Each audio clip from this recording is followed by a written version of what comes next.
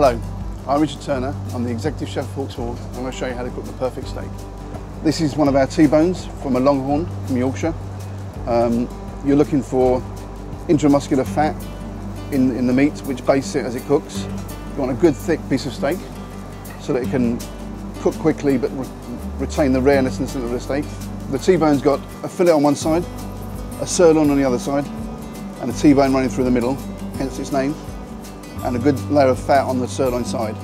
When you go into a butcher's, you should be asking for where the animal came from, what the breed is, how long it's been hung for, and looking for a good layer of fat around the outside. It's important to bring the steak up to room temperature because the centre of the steak will be too cold if it comes straight from the fridge, and you'll get too dark a char on the outside to get the inside cooked. So you season heavily, both sides, all over. Turn the steak, season the other side. Don't be shy with the salt.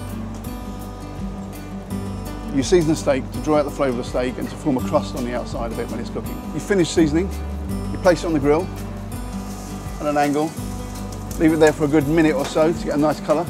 I'm searing off the steak over charcoal. I'm trying to get a crust on both sides. I put it on one way first of all for 2 to 3 minutes, then turn it the other way to stop it burning.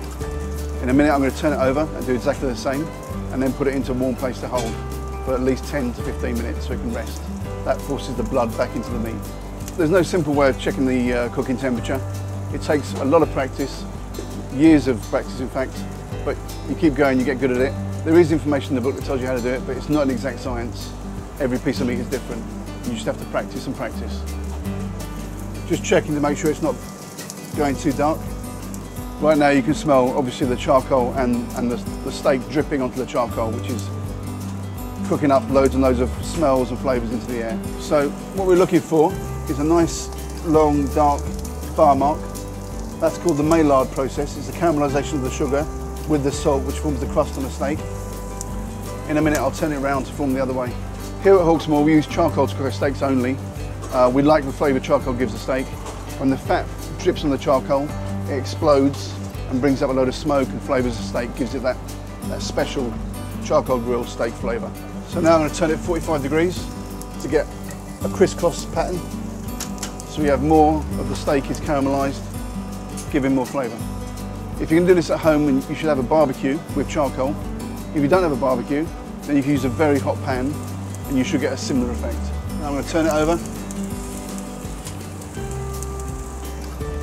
So that's how you cook a perfect steak. I would serve that with cream spinach, macaroni and cheese and triple cooked chips, all of which you can find recipes for in the book Hawksmoor at Home. That's how we do it at this restaurant.